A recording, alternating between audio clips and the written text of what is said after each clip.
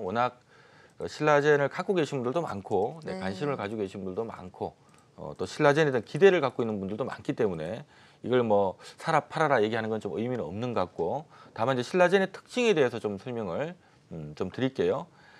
우리가 이제 신라젠이라고 하는 기업은 이제 말 그대로 이제 항암 신약하고 있는 기업인데 네. 일단 잘 됐으면 좋겠어요. 그래서 우리가 암을 통해서 힘들어하시는 분들이 굉장히 많은데, 어쨌든 이 신라젠 고유의 어떤 기술력을 바탕으로 해서 지금 임상 3상까지 들어가 있기 때문에 네. 이게 진짜 정말 잘 결과가 나와서 많은 이 암 환자들 고칠 수 있는 네. 이런 약이 탄생을 한다면, 정말 모두의 바람이죠. 그렇죠, 모두의 바람이죠. 근데 이제 그게 과연 가능할까 안 될까, 지금 그런 걱정들을 많이 하고 있는데, 현재 업계 분위기는 충분한 기대감을 좀 갖고 있는 것 같아요. 그렇군요. 이미 임상 3상까지 진행해서 충분히 임상 데이터도 좀 잘 나오고 있는 것 같다 해서 기대감이 있는데, 어쨌든 간에 아직까지는 이 결과가 어떻게 될지 아무도 알 수가 없는 부분입니다. 네, 그래서 그렇습니다. 주가는 기대감에 따라서 조금 기대감이 나올 만한 일정이 잡히면 좀 올라가는 경향이 있고요. 대신에 또 일정이 노출되고 나면 또 조금 쓰러지는 경향이 있고 하다 보니까 주가 좀 박스권이 좀 떨어져 있는 것 같아요. 그래서 그런 부분을 염두를 하고 제가 차트를 보면서 바로 설명 좀 드릴게요. 네. 지난 11월 달에 임상 데이터 발표 나오면서 기대감이 붙었다가 재료 노출되고 난 다음에 무너져 버렸습니다. 최근에 제가 8월 달부터 신라젠 상담을 좀 해드리면서 뭐라 그랬냐면 꼭 들고 있으라는 얘기를 드렸고요. 단 언제 팔아라 그랬냐면 9월 말에 팔아라고 분명히 얘기를 했습니다. 네. 왜 그 얘기를 드렸냐 하면 지금 하반기에 우리가 바이오 임상학회가 2번 열리는데 그게 네. 9월 달에 한 번, 11월 달에 한 번 11월이요. 열린다 그랬죠.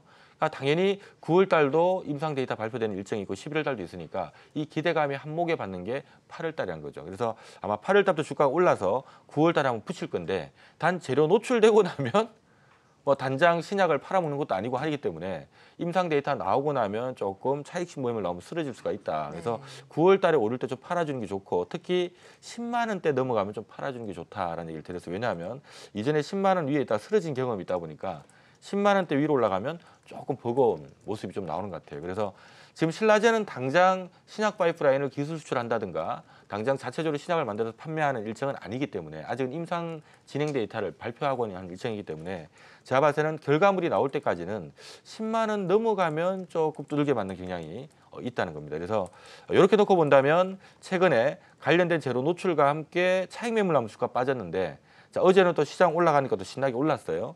그럼 이게 또 올라가더라도 제 개인적인 생각에는 또 10만 원 부근에 가면 제동 걸릴 가능성이 또 있을 것 같아서 제 개인적인 생각입니다만은 얼추 한 9만 5천 원 위로 가면 서서히 요 종목 좀 분할 매도를 하면서 좀 매매를 해야 될 종목이 아닌가라는 네. 생각이 들고요.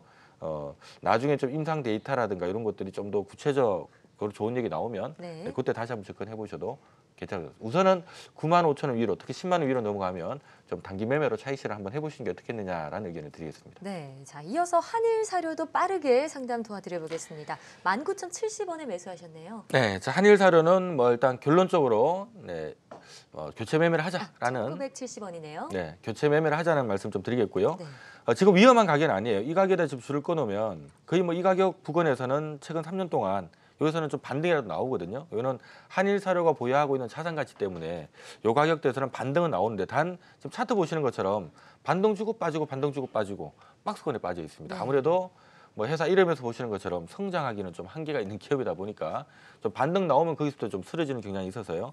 지금 가격은 손댈 필요 없고요. 얼추 뭐 2,000원, 2,100원 넘어가면 정리를 좀 하시는 게 좋을 것 같고, 네. 저라면 뭐 이거 들고 있을 바에는 딴 거로 옮겨 타서 들고 있는 것도 하나의 방법이 아닐까라는 생각이 드네요. 네.